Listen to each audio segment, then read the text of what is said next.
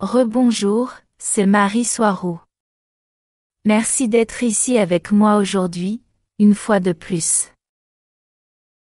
Il y a un facteur commun qui apparaît, dans beaucoup de données qui nous parviennent, décrivant l'autre côté du soi-disant monde spirituel.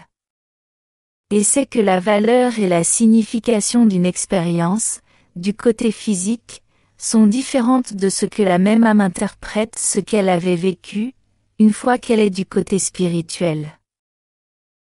Il est clairement remarqué que tout effet dramatique indésirable, et même l'expérience traumatique qu'une personne a eue du côté physique, n'a pas la même signification, n'a pas la même interprétation, ni la même valeur émotionnelle, une fois que la personne a traversé quelque chose d'horrible et de traumatisant du côté des vivants, est vu comme quelque chose de grand, et de très nourrissant, pour l'âme de la personne, une fois qu'elle a traversé.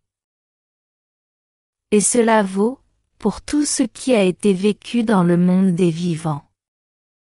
Et, tout à fait franchement, ce n'est pas seulement très dérangeant, mais aussi assez inquiétant. Lorsqu'un événement positif et très beau se produit, alors que quelqu'un est dans le monde physique, cela continuera d'être apprécié et considéré comme quelque chose de positif, une fois que la personne aura traversé. Donc, fondamentalement, une fois dans le monde spirituel, les expériences positives du monde des esprits continuent d'être considérées comme positives. Mais les expériences négatives sont transformées en expériences positives. Leur interprétation est ce qui change. Mais là encore, cela dépend du point de vue et de la valeur de chaque personne, que chaque âme donne aux dites expériences se produisant du côté physique. Donc, cela ne peut pas, ou ne devrait pas, être généralisé. Mais toutes les données pointent dans cette direction. Et il y en a beaucoup. Et dans ce cas, pour ce que ça vaut, je parle d'un point de vue personnel et expérimenté, de la mémoire. Car j'ai des souvenirs clairs. Non seulement des vies passées, mais aussi de la façon dont c'est, comment être entre les vies, aussi bien dans le monde des esprits. Bien que cette dernière partie soit plus sombre que mes souvenirs de vie passée. Mais je ne parle pas seulement d'un point de vue personnel. Car n'importe qui sur Terre peut également faire des recherches sur ce sujet par lui-même. Et arriver très probablement aux mêmes conclusions que j'ai trouvées. Par exemple, en recherchant le précieux travail de Dolores Cannon, ou le travail de Ron et Lena Kilder, où ce point revient tout le temps. Et, en note de bas de page, elles ont toutes deux traversé de l'autre côté. La chose rapide qui est inquiétante, à propos de ce changement de valeur, et de sens de toutes les expériences vécues sur le côté physique, est que ça nous fait penser que tout ce que nous décidons dans le monde des vivants, peut n'avoir absolument aucune valeur, une fois que nous passons du côté spirituel. Presque comme si nous n'avions pas d'importance du tout, ni nos souhaits, ni nos valeurs chères, ni nos souffrances. Alors? Devrions-nous décider, alors que nous sommes dans le monde des vivants, que c'est notre dernière incarnation? Ce qui peut ne plus rien signifier une fois que nous y sommes parvenus. Nous condamnant à une autre incarnation dans le physique, et encore une autre, où nous souhaiterions très probablement que la présente soit notre dernière. Nous ne pouvons que théoriser pourquoi cela se produit. Mais ce que j'en conclus, c'est que lorsque nous passons au-dessus, notre conscience s'étend tellement, que notre interprétation des événements qui se sont produits de notre vivant, change radicalement. Ce qui signifierait deux choses. Qui disent que l'expansion de la conscience, nous fait cesser d'être qui nous étions parmi les vivants. Et que tous les événements négatifs que nous vivons de notre vivant, et toutes nos souffrances, ne sont rien de plus qu'une illusion. Et que tout événement indésirable, n'est vu que d'une manière dramatique en le vivant, à travers le prisme du corps physique. Un exemple de ceci est le suivant. Celui-ci est tiré d'un extrait de Dolores Cannon, et je ne l'utilise que pour qu'il soit à rechercher, pour ceux d'entre vous qui aimeraient approfondir ce sujet par eux-mêmes. Mais je ne peux vous dire où il se trouve exactement, car je n'écris que de mémoire. Et honnêtement, je ne sais plus où ça se trouve dans tous ces travaux et articles. Une femme, entrepreneur en construction en Irak, pendant la guerre, voyageait dans un convoi armé qui a été touché par un engin explosif improvisé. Beaucoup ont été tués. Mais après avoir eu une forte expérience de mort imminente, elle a survécu, mais elle a perdu un bras. Elle se souvient clairement que lorsqu'elle était de l'autre côté, elle s'est retrouvée à parler à ce qu'elle interprète comme l'un de ses guides spirituels. Et elle se souvient d'avoir été totalement heureuse et fascinée, de pouvoir revenir dans le monde physique, et avoir l'opportunité de découvrir ce que c'est que de traverser le reste de sa vie sans son bras. Un autre exemple donné par Dolores Cannon, est que les gens, qui sont de terribles ennemis de leur vivant, se révèlent les meilleurs amis, une fois qu'ils sont passés dans le monde des esprits. Parce qu'ils savent que la vie dans le physique est juste un jeu. Et comme exemple personnel, je me souviens que je faisais de l'escalade, pour le sport, dans l'une de mes vies passées. Et je me souviens d'avoir été piégée dans un endroit, bien au-dessus dans les rochers. Et sur la face d'une montagne, où je ne pouvais pas aller plus haut, et ne pouvais pas redescendre sur mes pas non plus, alors j'ai été forcée de faire un mouvement, quoi qu'il arrive, et j'ai sauté pour attraper un rocher à côté de moi. Un rocher auquel, une fois que j'étais suspendue, a commencé à se détacher du flanc de la montagne. Je me souviens de la terreur que j'ai ressentie, quand j'ai réalisé mon erreur, et que je n'avais aucune chance de me sauver. En quelques fractions de secondes, j'ai ressenti une profonde tristesse, en sachant que j'allais mourir. Je me souviens d'être tombée toujours accrochée, désespérément, au rocher qui tombait avec moi. Et je me souviens du sentiment d'inutilité de ce sport. Me repentant de le prendre comme un passe-temps. Puis la colère que je ressentais contre moi-même. Tout ce qu'il m'a fallu, dans les quelques instants, pour atteindre le sol, et mourir. Mais, une fois de l'autre côté, mes pensées étaient sur la génialité de la balade, et de toutes les expériences que j'ai eues lors de cette chute. Et des connaissances expérimentales nécessaires pour valoriser la vie sous ce nouvel angle. J'étais fondamentalement euphorique de ce qui venait de se passer.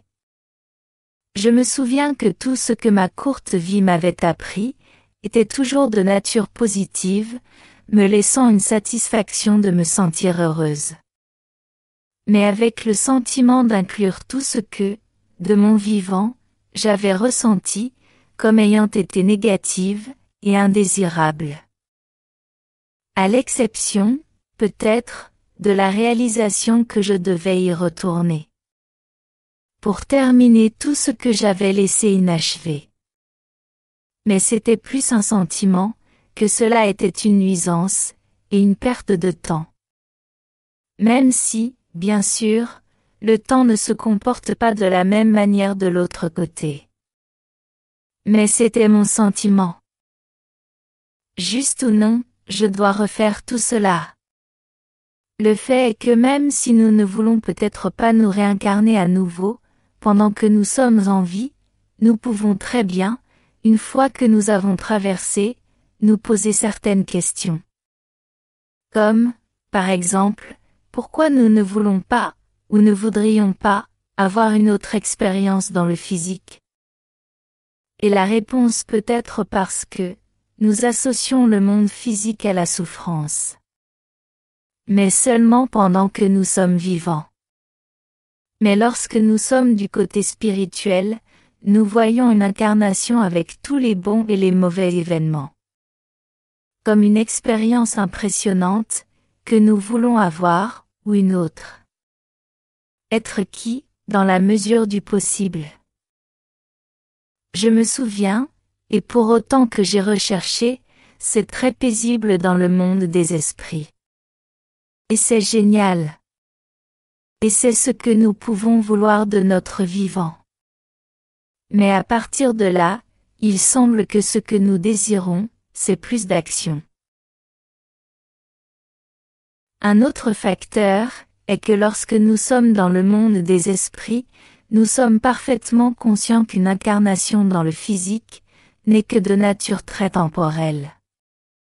Que nous ne perdons pas notre identité, et qu'il ne peut jamais rien nous arriver dans le monde des vivants qui puisse vraiment nous nuire. Pendant que nous sommes vivants, nous pouvons tout voir d'une manière émotionnelle et dramatique forte. Alors que lorsque nous traversons, nous voyons une incarnation entière comme juste une balade. Et juste une de plus parmi tant d'autres que nous avons eues, et que nous aurons. Après ce départ, on désire ne plus s'incarner. Comme un effet secondaire insignifiant de ressentir de la douleur, en particulier de la douleur émotionnelle, pendant que nous sommes dans le monde des vivants. Quelque chose que nous attendons et que nous négligeons, car ça n'a pas beaucoup d'importance, une fois que nous sommes dans le monde des esprits, car ce n'est qu'une partie de l'expérience, et une conséquence d'avoir un corps. En regardant le problème sous un autre angle, que nous dit le concept suivant. Qu'il n'y a rien dans le monde matériel que nous emportons avec nous, une fois que nous traversons dans le monde des esprits. Nous ne pouvons pas emporter notre argent, notre collection d'art, ou notre voiture, notre maison, ni aucune de nos possessions matérielles. La seule chose que nous emportons avec nous quand nous mourons, c'est notre expérience. Ou ce que nous avons appris tout au long de notre vie. Et toute la croissance spirituelle que nous pourrions atteindre. Qu'est-ce que cela signifie? Ça signifie que rien dans le monde matériel n'a de valeur en soi, du point de vue d'une expérience de vie qu'une âme peut avoir. À l'exception de la valeur expérimentale que l'objet matériel peut donner à l'âme. Et si nous ajoutons ce dernier concept à un autre, au fait que si vous accumulez trop de quoi que ce soit, certaines choses plus que d'autres, bien sûr, les choses commenceront à vous posséder. Ceci parce que vous devez sacrifier une grande partie de votre vie, afin de subvenir aux besoins des choses que vous possédez, et avec cela, en agissant au détriment de votre expérience de vie. Tout cela signifierait que ce qui compte vraiment au cours d'une vie, c'est l'expérience que nous accumulons, et non les choses matérielles que nous pouvons empiler inutilement.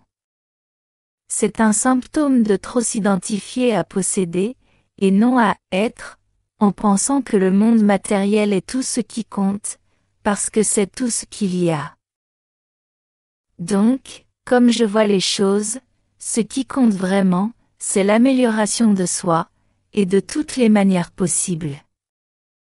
Mais en particulier, la croissance spirituelle, ou qui nous sommes dans nos valeurs, notre éthique et nos actions, sont bien plus importantes que quoi et combien de choses nous possédons au cours d'une vie. Je ne dis pas que nous devons négliger notre besoin de posséder des choses. Car, comme je l'ai dit plus avant, elles nous donnent une valeur expérimentale qui nourrit également notre croissance spirituelle. Bien que cela dépende des besoins et des désirs de chaque individu, au cours de son expérience de vie. Les choses ont leur place, mais nous devons faire en sorte qu'elles ne prennent pas le contrôle de nos vies, comme ayant un sens dans la vie. Je dirais que c'est pour réaliser que nous sommes les créateurs de nos circonstances.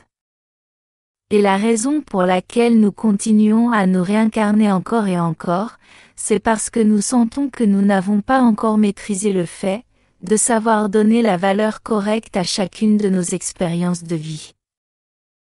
Je ne crois certainement pas qu'il existe des entités, ou des démons de ce genre, qui nous forcent tous à nous réincarner. Je crois fermement que nous le faisons à cause de nos propres attachements, et des idées d'insatisfaction de tout ce que nous pensons avoir laissé inachevé. Alors, réapprenons à lâcher prise, pour pardonner aux autres, et surtout à nous-mêmes. Et à apprécier ce que nous avons, et qui nous avons tous, avec gratitude. Se rapprocher de ne pas avoir besoin de répéter encore une autre incarnation. Ou du moins, de ne pas répéter la même que la dernière, en nous donnant l'opportunité de passer à autre chose. Un autre facteur qui selon moi, nous fait également revenir dans le physique, c'est le besoin de sentir que nous pouvons créer une vie merveilleuse, malgré toutes les difficultés ou expériences indésirables. Une vie que nous voudrions répéter seulement avec des variations, peut-être. Ou apprendre à créer d'innombrables vies positives et fabuleuses, différentes, pleines de contrastes et de croissance spirituelle. Et avec cela, être capable de synchroniser le sens de la vie. Nos âmes peuvent avoir un point de vue physique, et un point de vue spirituel aussi. Plus nous pouvons synchroniser nos valeurs de manière congruente, plus nous pouvons devenir entiers en tant qu'êtres, et plus nous pouvons avoir de contrôle sur nos vies. Quel est notre but? Si ce n'est peut-être d'apprendre à être heureux malgré tout le reste. Peut-être même dissoudre toute négativité, car ce n'est qu'une interprétation qui change à mesure que nous la voyons sous différents angles, comme quelque chose de difficile car elle est difficile. Peu importe qui, et où que vous soyez. Comme je le vois, la vie consiste à rester en vie aussi longtemps que vous le pouvez, et aussi bien que vous le pouvez. Peut-être même la voir comme si la vie était un jeu, où tout l'intérêt est de voir combien de temps vous pouvez durer ici-bas, à quel point vous êtes difficile à tuer. Et l'une des clés est de persévérer. Peu importe pourquoi.